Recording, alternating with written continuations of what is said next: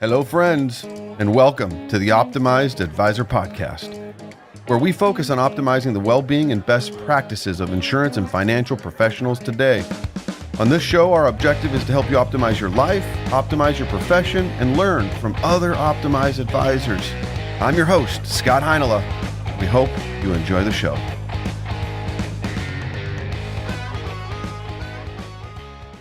Good morning, Dr. Morgan Cutlip.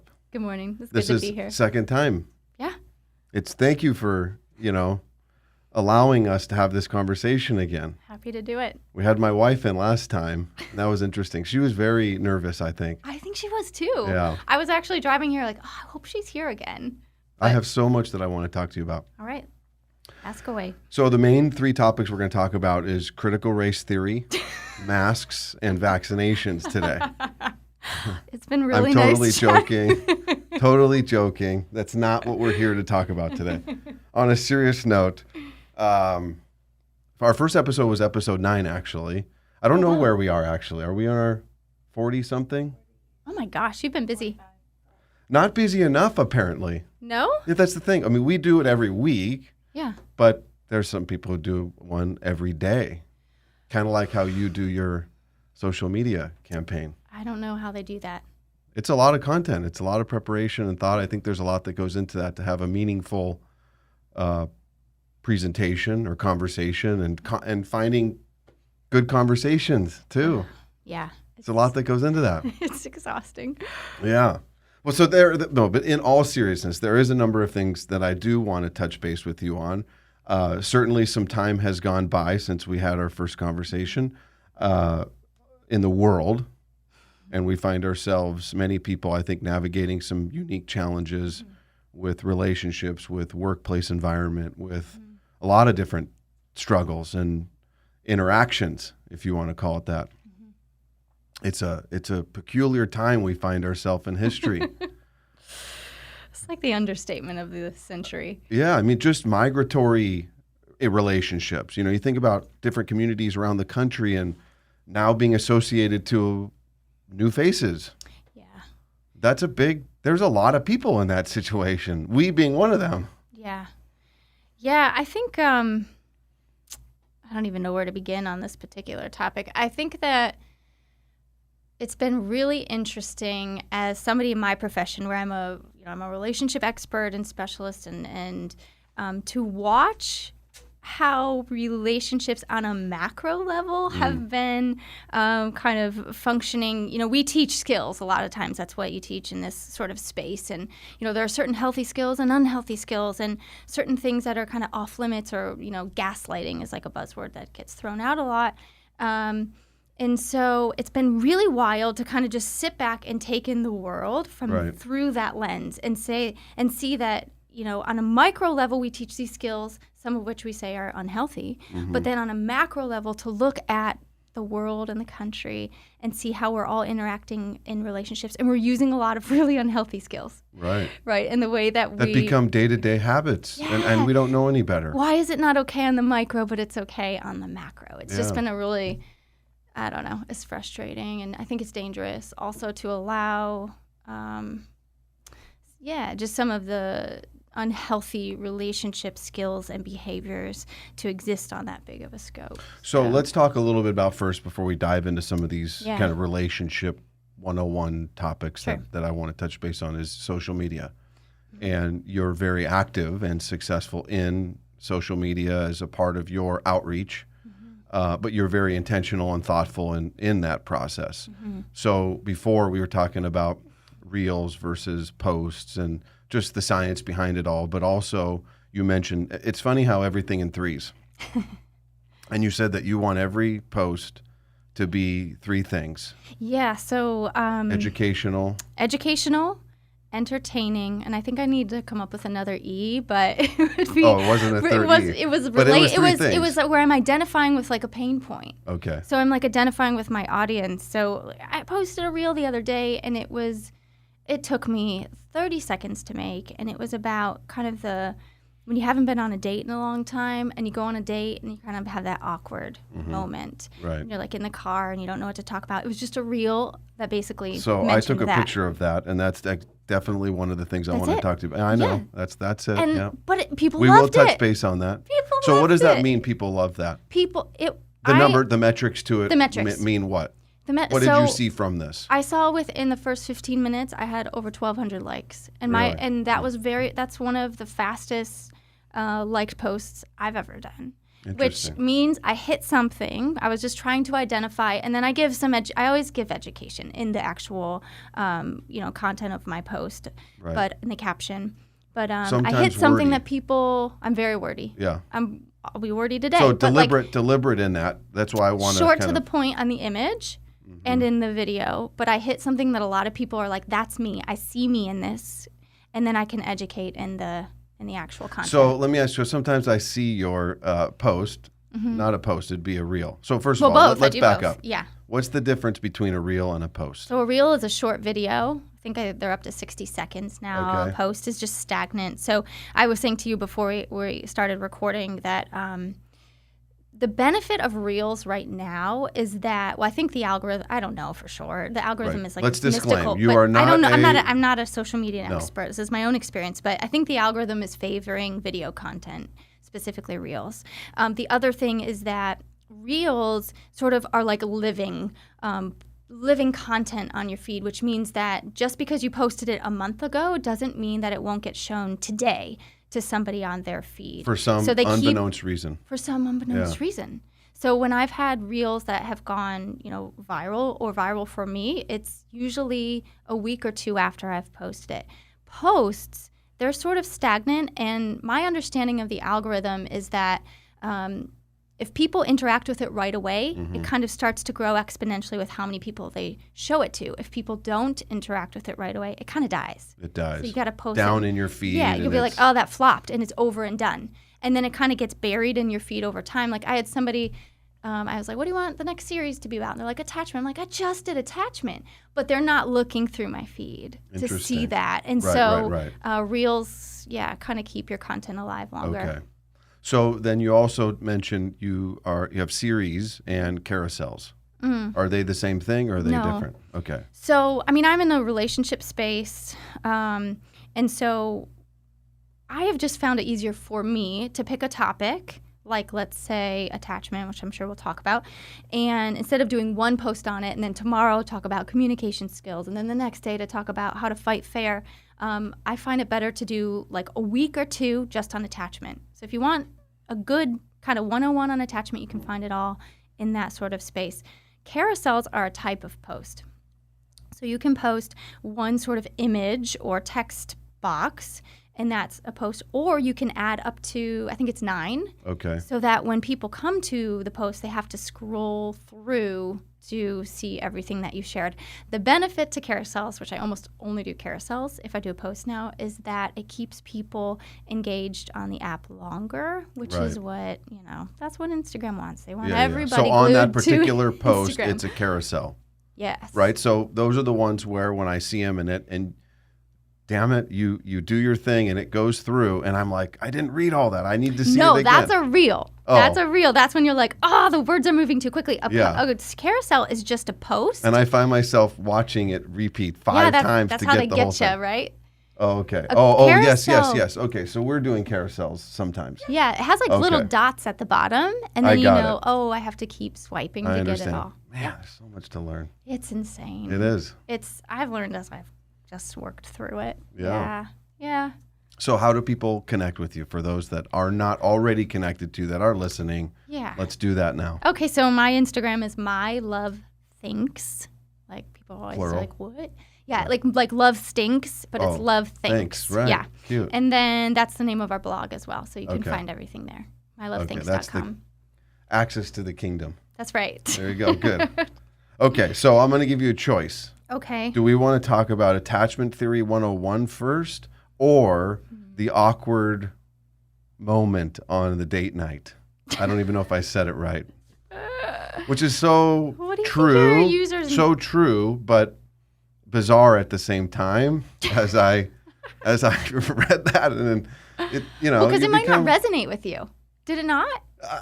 It does. You're not going to hurt my feelings. So no. Not that it didn't. It certainly made me think. Yeah. And to that point, we had just gone on a date a night or two before, and we found ourselves.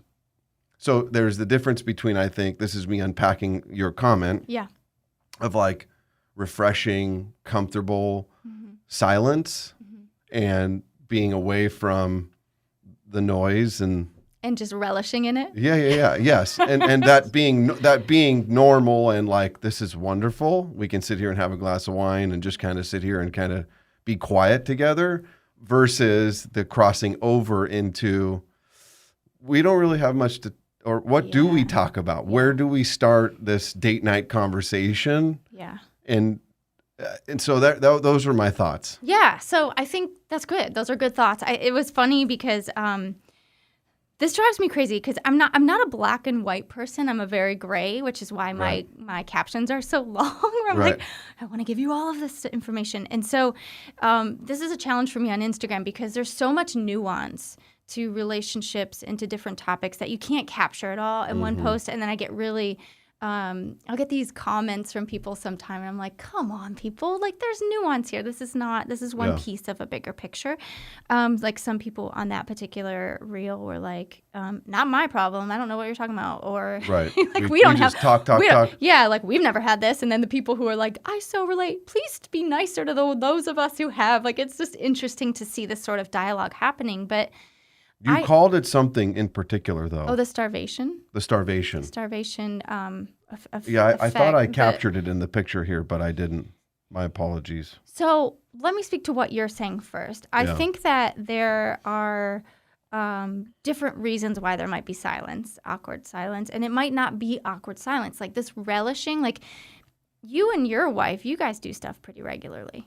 So you're on top of this. So when you get together and you ride in the car and you're just like, and you're just decompressing and being quiet, that's totally different than what I'm talking about in this post. Okay. And there's nothing wrong with that. Right. My husband and I think I shared this in my stories, we'll sometimes ride in the car and we don't stop talking, and then sometimes we'll drive like 2 hours and we barely speak, and it's fine either way. So there's a normal ebb and flow in this stuff. It's not just one way, and sometimes it's fine. Yeah. But I'm really speaking to the people where the starvation principle, which essentially says you don't feed your relationship until it's starving. Like you and your wife are regularly feeding your relationship. But a lot of people wait till the brink of desperation and starvation, and then they are like, we have got to get some time together. They finally go out on the date. It's usually awkward. Eventually, they probably hit a rhythm, maybe after a drink or something. They hit it right. They hit their rhythm. Totally. And then they come back, and they're like in the driveway before they enter the chaos of life again. And they're like, we've got to do this more often. And then they walk in, and it's crazy, back to crazy life. And then they don't do it again until they're starving. And so the point I was trying to convey is like, it's better to feed your relationship little by little. And this awkwardness, this kind of like disconnect between you and your partner of like, gosh, we haven't even sat down to talk in so long. We have to sort of get back in the groove of talking, is a sign that you might need to feed your relationship more often.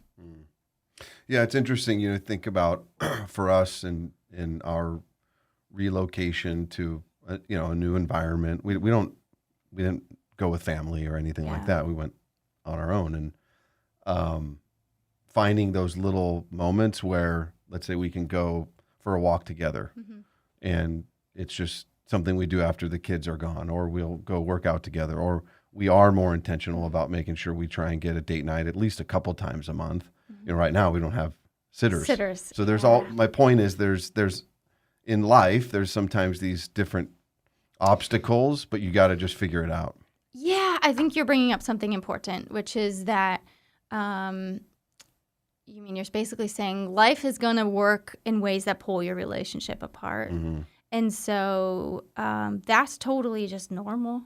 And so I think that, part of the work as a couple is sort of just continually like touching base, because you're going to get pulled apart, and just checking in. What do we need a little bit more of? What do you need that I'm not doing for you? Or even to touch base and say, We're going through a big transition. It's going to be a little bit rough for a bit, but we'll come back to this type of thing. And so just having this awareness that it's normal for things to get kind of messed up, but just don't leave them that way, too long. And that's where these vulnerabilities start to develop, or the gap between, your world and your partner's world is so big, it's hard to even figure out how to navigate back to each other. So in that post that you put out there and in its response, what kind of feedback did you get from your audience in the sense that, is it something that is prevalent? It's so obvious we're starving for. I mean, it's just we go along. Yeah, we just go. Until we don't know any better, and here we are. Yes, exactly. I think the response was quick. I don't know if it will be like the most popular post I've done, but the reaction was the quickest and the largest that I've had yet on a reel, which tells me, and based on the comments too, which tells me, people resonate with this. Right. I think that most of us operate by the starvation principle. If we don't do it in our relationship with others, we can even do it in our relationship with ourselves. Yeah. Where we are just going and burning the candle at both ends. And then we're like, whew, like if I don't get a minute, I'm going to absolutely like burn out or lose it. Yeah. And so I think it's a common thing that's just helpful to be aware of. I think people too also get fixated on certain topics.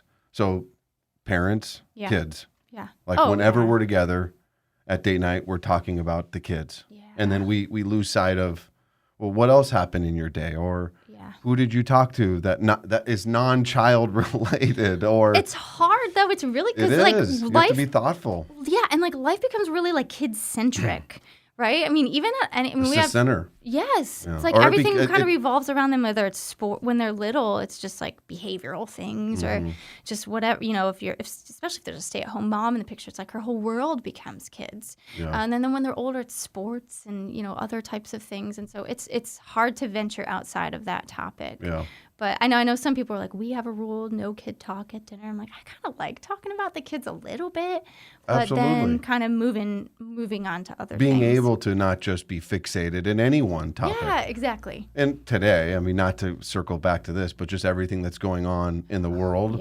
can fully consume any conversation. I feel like every conversation. It's like, I don't want to talk about that anymore. Talk about something else. Yes. Yeah. My his name's Chad, but we've started, we'll pick a podcast that we'll listen to on our own because he drives or travels a lot. And when I cook and stuff, I'll listen to things. And so then we talk about that. Same podcast. Like same episode, same podcast. But and independent listening. Totally. And then it's like, interesting. We need to feed. That's cool. Feed ideas to have different conversations, right? So what did you think of this? We can kind of come together and talk about it later. That's so that's smart. always a nice way to add some new information to I would institute that with a requirement. It cannot be a COVID-related podcast. Because there's a bunch of that. And then we find ourselves talking about the same darn thing. I know. I end up doing that a lot. Yeah. I know. Well, part of that, and here we are talking about it. I'll steer us out if we need to. Thank you. We'll just steer out of it now. Okay. All right. So that is called Starvation Principle. Yes. Let's not allow that to happen. That's right. Okay. Yeah. Moving on. Attachment Theory 101. Yeah. Which, to me, this, I think, feeds into a few other topics that I wanted to segue into. Yeah, so you just jumped in. That was a series. That was a series. Yep. Yeah, it was a fun series. I put off doing it for over a year, and people would always talk about attachment. I'm like, ugh. Why?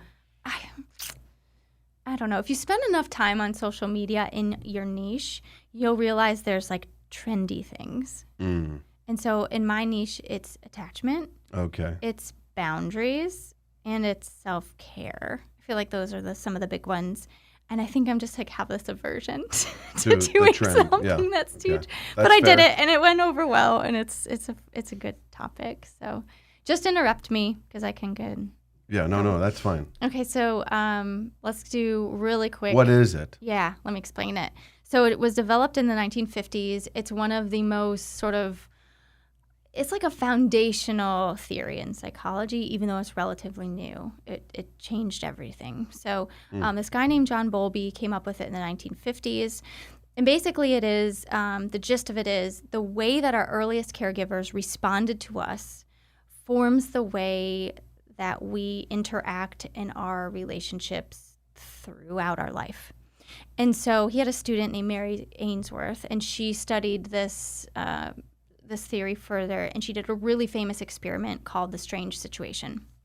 So in this experiment, she took kids and basically their moms, and she put the kids in a strange situation, which was basically like a room with some toys. And they would observe the child when the mom's there, and then observe what the child does when the mom leaves. I remember this. Do you remember this? 101 in yeah. college. Is yes, this like 101? Absolutely. So did the kid, freak out the whole time? Did the kid not even notice their mom left? Did the child freak out but then settled in and played? So they kind of observe all these things. And then they observed what happened when the mom came back. And did they ignore the mom? Did they run up and give a hug? Were they like inconsolable, clinginess? And so they took all of these observations and then they looked at patterns, and from those patterns created, if you Google it, you're going to find all different configurations, but generally 4 types or styles of attachment. Throughout the years, they've done, crazy amount of research on this, and they find that these early attachment styles carry with you into, your adult relationships and everything like that. Interesting. So totally separate from the 5 love languages. Yeah, that's different. I know, but yeah. I would say that there's probably some developmental behavioral traits. Yes. So if I wanted to, I could probably connect some translation of. That's an interest. You should do a study on that. Oh, wow. Let me explain this. Okay, this is like my favorite part of attachment theory, which is something called mental representations. Okay. So this is like the mechanism at which your attachment style develops. So I'm trying to think how deep I want to go into this.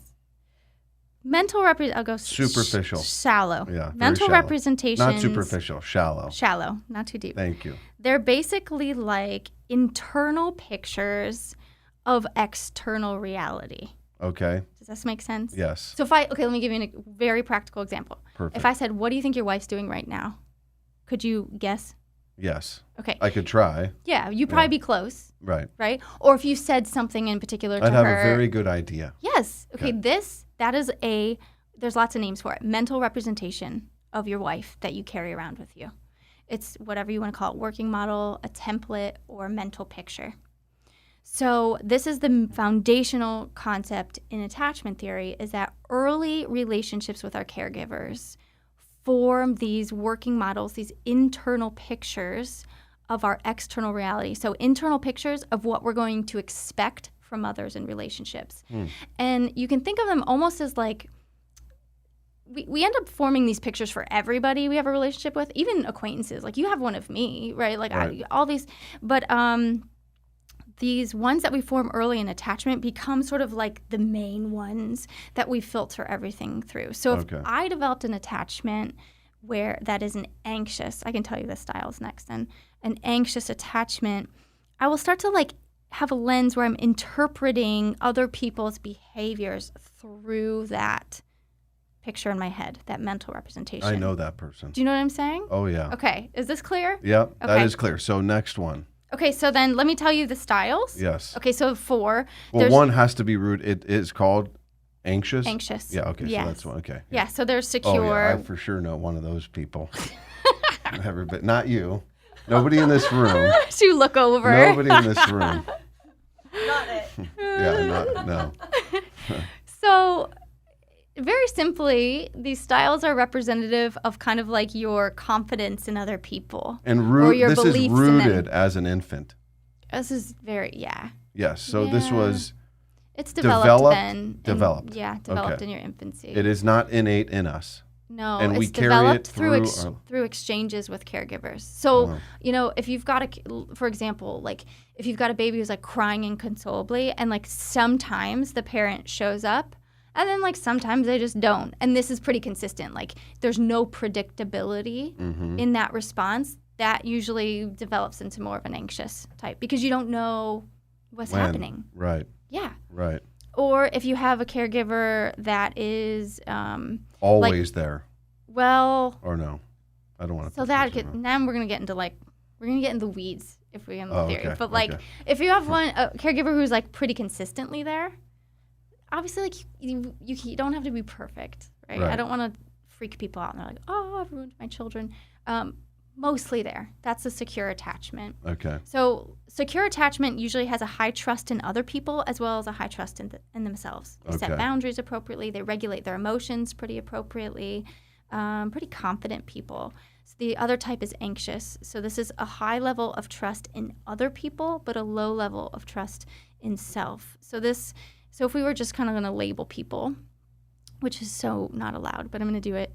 An anxious attachment, you'd be like, they're kind of needy. Right. Like they're clingy. This person's always kind of trying to get this question answered of, are you going to be there for me? Right. Are you going to show up for me? Can I depend on you?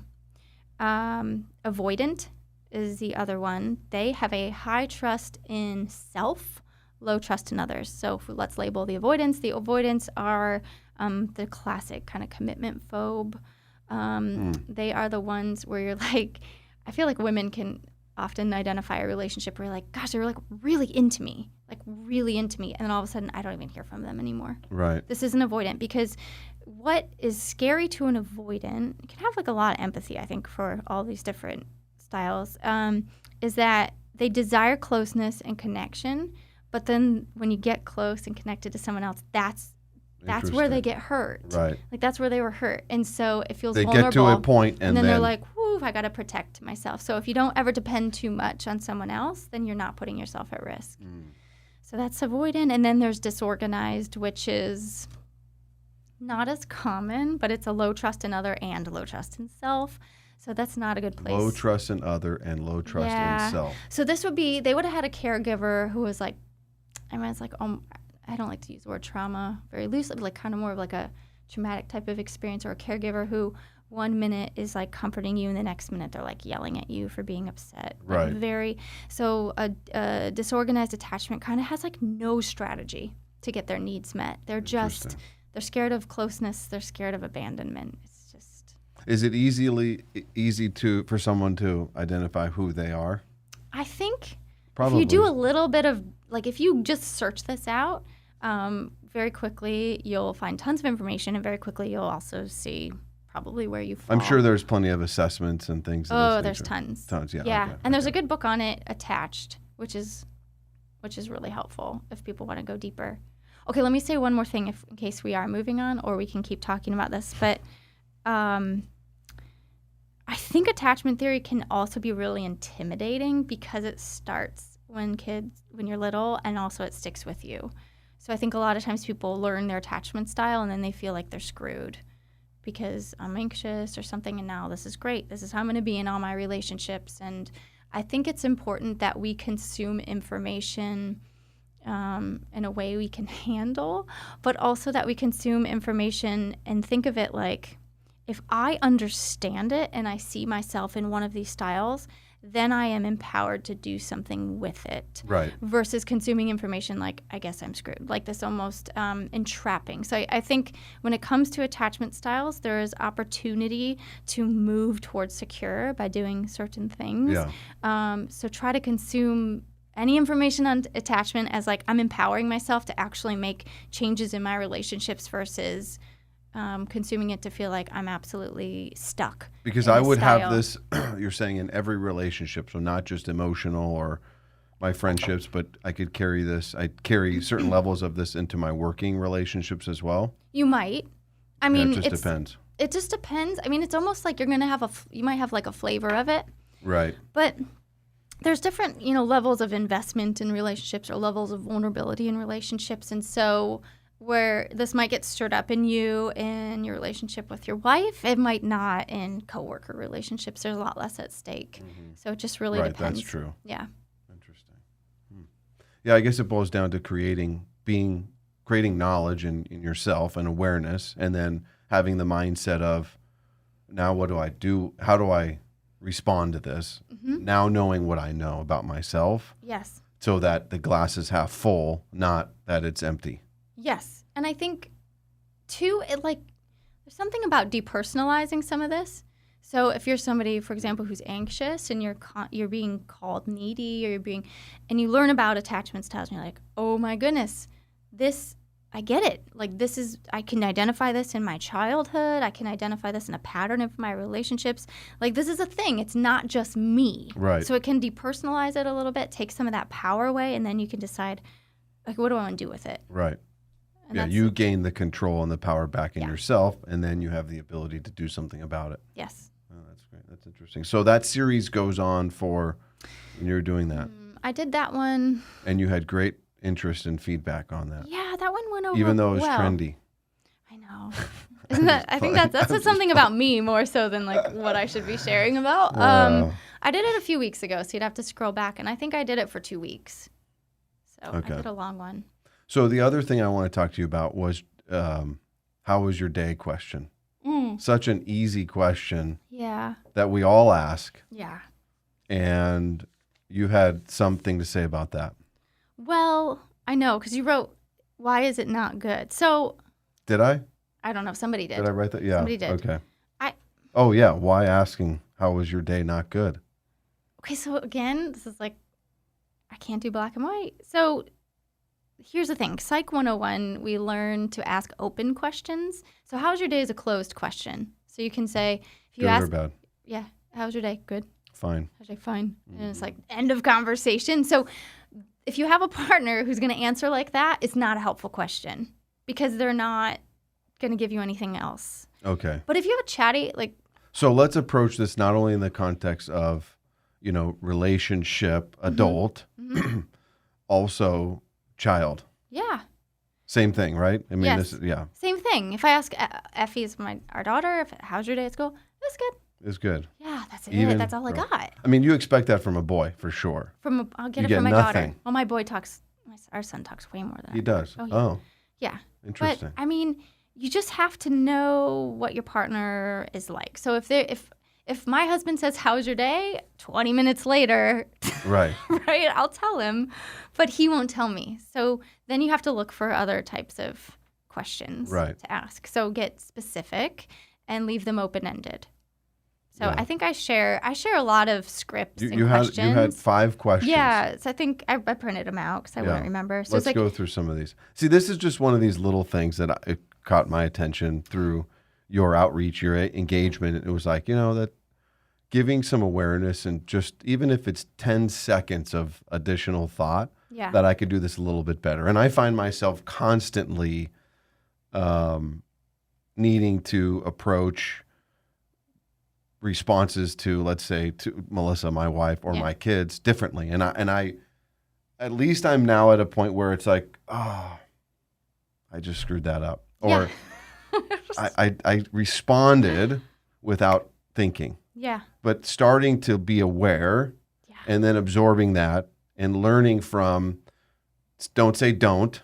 I just said started don't say don't. So figuring out a better way to script responses to something that's more empathetic. Yeah. It's I guess you'd say supportive or somewhat nurturing or inquisitive. Yeah. That isn't just starting off with this negative word. Yeah, I mean, and you're speaking to kind of something that's really important and really big in our relationships and even in our self sort of development, which is slowing down, observing your kind of normal go-tos and like substituting with new stuff. Like that's amazing that you're doing that. And I think whether it's about attachment or how we communicate or any sort of thing we do in our relationships, that's really what you want to try to do. Mm-hmm. Slow down, choose a different response, see if you get a different response from the person you're in relationship with. So sometimes it's in the moment. It's it's emotional, and you're automated. Yeah, we're. How do you break the habit of being automated? There's where I'm really challenged with that. How do you break the habit of being automated? I think I have a bent that I have this knowledge is power bent. Right. Where I feel like you break the power of being automatic by raising your level of insight, because then in the moment insight, like what you're talking about, and then also like this deeper amount of insight of like, why do these things trigger me? Right. What is this about? Yeah. Like, where does this go to? What is, like, if I follow that rabbit trail, where do I end up? And why am I doing this? And is it serving me in my relationship? So cultivating some interpersonal insight, I think, can help understand why you do what you do. Right. So that you can choose to not do it anymore. Yeah. Which is, attachment theory is kind of genius for that too. Yeah. Yeah. Okay, so what are the 5 questions? Yeah, so one of them is, tell me about something that occupied your thoughts today. That's a very interesting one. I would love to try that on my son James. Try it. I will. Yeah, tell me what happens. He'll be like, what do you mean? I know. What occupied my It's thoughts? jarring when they're not used to questions like But that. he is cerebral. There's a lot going on inside his brain that isn't getting itself out, as opposed to my other son, Jack, where everything in his brain is spewed out to the world. And trying to find some balance in that. Yeah. It's the most fascinating thing. And you're probably going, I mean, you made the comment of your daughter and son, communicative, maybe not so much. Yeah. And just learning from that is the greatest challenge and like privilege of. It is. You are so different. How do I learn from you? Yes. It's incredible. Yeah. And you're from the same parents, in the same household, in the same environment, but yet here we are. Yeah. How do I master this? I don't know. Is there an answer? Do you not have the answer to that? It's knowing your kids. You're already, how do I master it? You're already doing it. I mean, you're taking the time to learn about your kids and observe them and notice these differences. And then it's kind of like trying new things. Try this question, see if that opens him up. I think I did a video once on how to get the men in your life to open up. I'm trying to think what I shared in that. One of them, so I know there's some research that says specifically men a lot of times take longer to open up. So I'm going down a rabbit trail, but so sometimes you need to give it more time. The other is So you mean just generally, it's a like new relationship or just everyday general, daily life? Even daily. Yeah. Like I noticed with my husband, so I'm going to stereotype a little, like typically women are a little bit more chatty typically, and men are a little bit more closed off. There's this thing that I've noticed, and I, in other people as well as myself, that when my husband, who's not really chatty, starts chatting, kind of starts getting into something, I get really excited. Right. And then I jump in and say something, and then it shuts him down. And so I think that's something to be aware of with people in our life who are not super chatty, is we have to give them more space before we jump into the conversation. That's a great comment. Yes, I have a line, listen to learn, not to teach. And I think that I sometimes have to like repeat it in my head listening to my husband because I want to like insert my idea or thoughts. Yeah. And so just giving more space for that is helpful. And it's purely from a place of excitement and behavioral who you are as opposed to like I'm overstepping. Right. Yeah. Yeah. And also then the conversation shifts usually is what happens. It becomes about me. It shuts him down. It's like, oh, you never want to talk about anything, but really I just kind of like took over. And it's like what was happening. I understand maybe that's what happened. Right. But that wasn't what was intentionally happening. Exactly. So I think that can be a helpful thing for people to do in relationships, to just give more time and space. So I'll sit in silence more with him. And then eventually he picks up and he starts talking and try to give more space. I don't get it right every time, but that's one thing. Another thing with boys is do what they like to do. So if you have a kid who likes video games, like sit and play the game. And a lot of times that just shared sort of interest starts to facilitate better and deeper conversation. And so I think that's another big one. That activity, whatever it is you're doing. Yeah, I remember, since it's like in my doctoral program, talking in supervision once about how men talk better when they're doing things and how we wish we could like... That's so true. Right? Do therapy. Like why does my husband golf for every meeting? Maybe when podcasts we should sit here and do something like we'll physically like... We'll do push-ups, and we'll talk while we're doing push-ups. Not for my episode. I don't need it. That would be so weird. It would be so weird. But imagine like... I would be chatty Kathy. Right? Oh, yeah. It's so much easier. Or like you're shooting like shooting basketball or whatever, Yeah. or you're on a walk, or you're like just throwing the ball. Yeah. Think about like how many visuals you have of like men just playing catch, chatting. So I think that, you know, if you have sons, golf. especially golf. I mean, my husband, every meeting is Do you ask an him? activity. So who'd you play golf with today, John and Bill? Oh, yeah. What'd you guys talk about? Yeah. I Talking don't know, shop. nothing. Yeah, Talking shop. nothing. Yeah. So then I just And be you're quiet. like, how could that be? How quiet. could you have consumed 4 hours of time with these people and not know everything about them? Well, we know a lot. We Oh don't. my gosh. Yeah. Okay. This is a tangent. We have these really good friends whose house burned. Okay. No. And my husband, this is a while ago. Everything is fine. Oh, okay, Everybody's okay. So this isn't recent. But my husband had been golfing with the dad of the family and didn't talk about the fact house that their burnt down? house burned. Oh I my was gosh. like, what are you It didn't talking come about? up? It didn't come up. Oh my God. So, well, that would be escapism, right? I mean, like, I know. I but don't know what the it fact was. that you didn't talk about It was hilarious. such a traumatic experience, that's case in point who we Yeah. are and what happens out there. Our weakness, we're faults of many. Oh my gosh. It's funny. Okay, so we said one. What were the others? And then we'll. What's the best thing that has happened this week? Tell me about it. What's the best thing that's happened this week? Kids like don't that one. ask that on Monday. No. Kids. You gotta I ask be- that my kids though. You know, what's the best part of your day at school today? That stirs up more conversation. It's a simple question. Yeah. You know, what was the worst time of your day today? Right. But best and worst is usually an easy place to go. This one's good for, again, generalizing, but it applies to everybody. I think like moms relate to this one a lot. Is there anything you wanted to get done today but you didn't? Did anything frustrate you today? What happened? If you could take anything off your plate for life, what would it be? That's more of just like a fun conversation. But if you're struggling for questions, think about questions that help propel you into your partner's world. Mm-hmm. Like we want to get in their shoes, see their day through their eyes. What questions will help you do that? You know, those are like, the fourth one. Did anything frustrate you today? No, not that one. Not that one. Is there anything that you wanted to get done today that you didn't? I love that one. That's Those a are the good one, things right? where impromptu, you need to have these in your memory bank. I know. That's the thing. That's the difference. You think it's so simple and easy. Really, it can be, but you have to be intentional about it. Like, no. These are the questions I'm going to store in my memory bank, and I'm going to try these. You know, I'm not going to try what's the best thing that happened to you this week on Monday, but I'm going to save that one for Thursday. You know, we're going to go through these. Sheet. I love that. Yeah. That's good stuff. Yeah, I mean, the other piece that's helpful about questions like this is that you can also take it further. So if it's like, what's the one thing you wish you could have gotten done today but you didn't? It's like, well, actually, I had this thing for work, but the kids got home and I didn't have time. Mm-hmm.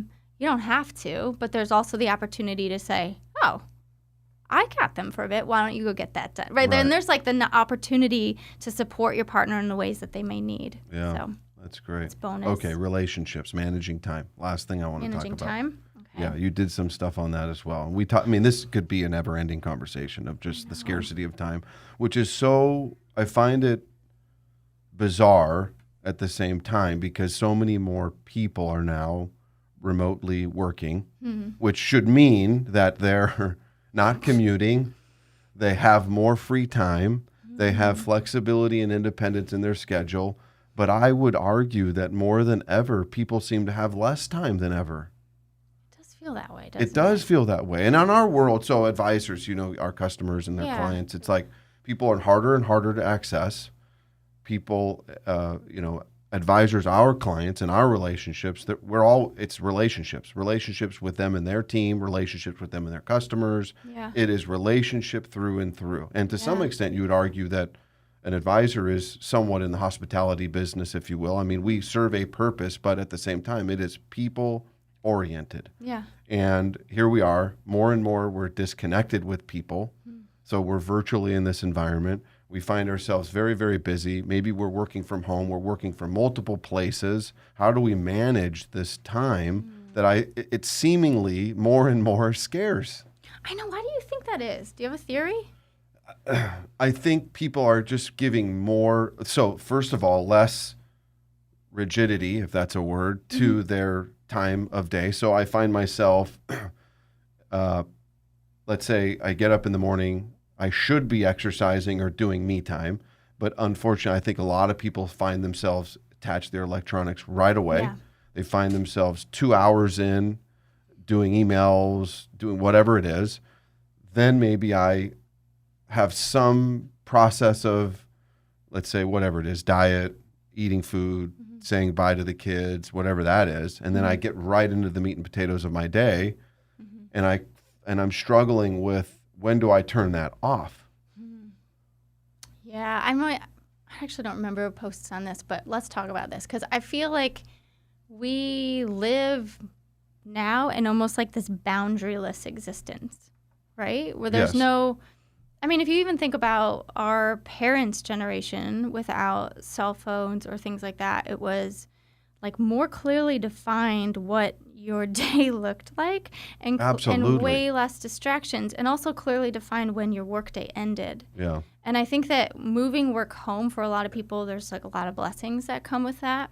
There's also more distractions that come with that. I think being home and working is a challenge. But then I think, too, it becomes like these boundaries that were already really fuzzy are now like work and home and kids and school for some, for a long part of the last 2 years. It's all happening in the home. And so where does it end and where does the next thing begin? And I think we're like really inefficient with our time. Yeah. I mean, I think to your point, the previous generation, when they left work, there was no connectivity. You were completely disconnected because you didn't have a cell phone. You had a landline that was at office. Yeah. People didn't call you post hours unless it's probably some major emergency. You weren't attached to a device at all hours of the day. And how do we gain some balance and composure? I think people have lost that. I know. It's just like stirred up this memory of like me needing to get a ride home from school in high school and like calling on a payphone. And then if my mom wasn't home, I just had to wait till she answered. Or like you'd start walking, I guess. I don't know. You know what we're bad at? This bugs me about raising kids right now is this delayed gratification, like having to wait for things. Oh, don't get me started on that. I know, that's probably like another, you could do that. That is a whole conversation. It's really annoying to me. Something very simple as renting a video. Yeah. That is. It just, if it's out, you have to like wait till it's returned. It was a whole exercise for us. It was crazy. It's a big difference. Crazy. Little things like that. It's crazy. So managing time and relationships. I think that, there's a lot of ways to approach it. I think one, you mentioned priorities, whether it's in the notes, what you're saying, but it can be helpful to kind of do an exercise in evaluating what your priorities are, almost like bigger than that. What are your values? And using that as sort of like how you check yourself, like periodically in your life, and how you're doing in terms of how you manage your time and your priorities. Because where we invest our time is essentially saying, this is what's important to me right now. Yeah. Right? When I get up and scroll for 30 minutes on Instagram, I'm clearly like, I guess I'm saying that's what's important to me right now instead of like going to exercise. But right? is it? But it's not, right? Yeah. So taking some time to outline our values, and then choosing, I think something about priorities that's important to understand is that any point in time in your day, you're likely prioritizing one thing and deprioritizing others. And so you can say family is a priority. Well, sometimes you're actually not prioritizing your family, and that's normal and okay. But to have this awareness that multiple times throughout the day, you're like moving your priorities around like chess pieces. Like, I'm going to prioritize this and not this and not. But being intentional about it, and then being able to check with yourself, how is this in line with what I value in my life? What am I after here? Right. And there's multiple times I can get really sucked in on Instagram, like researching ideas or something, and I have to say to myself, stop in the moment and say, what is important to me in this moment? Is this a good use of my time? Right. No. Yeah. Shut it down, whatever. Or even sometimes I'm working, these are like little hacks that I do, but like I'm working on a book right now, so it can get really distracted when I'm supposed to be writing. Right. So I'll set a timer for like 45 minutes or an hour, and I will not do anything but focus. Work on the book. But work on that for that time, and then I take a break, And so I'm very structured. I think when it comes to managing time, the real practical piece is we have to create a bit more structure in our life and our day, especially if you're working at home. You have to manufacture some structure. And that requires self-discipline for all of us. For all of us. Yeah, I think that's one of the biggest takeaways in this environment world that isn't going to be changing anytime soon. I don't think so. It's only going to be more immersive of connectivity and oh my gosh. And just washing away these boundaries. Yeah. Becoming this just one fluid and separating that, and well, it's discipline, right? Yeah. That's what it comes down to, and managing that time and really being intentional about your priorities and your values. Yeah, and I would love to do that with Melissa. Where here you go, you should create your list of what is most important to you in your life right now, and then I would do it, and then where's their overlap? Exactly. Like a few years ago, my husband and I sat down and we created like our family, like top 3 values. And it's like, I think everything in threes. Right. I know. It's amazing how that, true. But it kind of comes back to that. And obviously you can have more than 3, but does it change? It hasn't yet. These are kind of like the core. I think you can have share like different. What they are? Yeah. So it's integrity, love, and perseverance. And so I think, that's like the foundational pieces, and then you can kind of come up from there and create more like fluid, right? More like at this season of life. Right. What are we valuing, or things like that. I know I like that. Time management, another thing that's also ties into values is what we show to our kids. Yeah, I'm very aware of that, of just like, what are we're going to want to raise kids with self-discipline, but how are we showing that to our children? Right. Are we actually not being good with self-discipline, and that's what we're modeling all the time?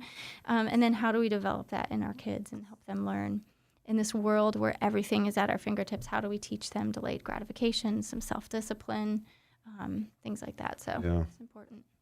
It's overwhelming. It is. But I think about it like, okay, where can I start? Yeah. Where's the 1 or 2? Where are the 3 things I can do to start, and in what order? And I'll go from there. And for us, it's for sure. I think it starts with being now disconnecting yourself from, let's say, communication to the work world and digital world, and that's a great place to start and sets a wonderful example. And then being intentional with your time and activities, and being present with family and your kids. And I think if you can go from there, you're off to a pretty good start. I think so too. Yeah.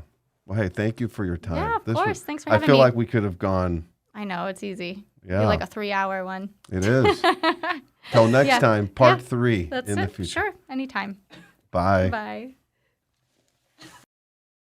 Thank you for tuning in to today's episode. Please subscribe, like, share, leave a comment or review. Be sure to check us out on social media at Optimized Advisor Podcast. Till next time.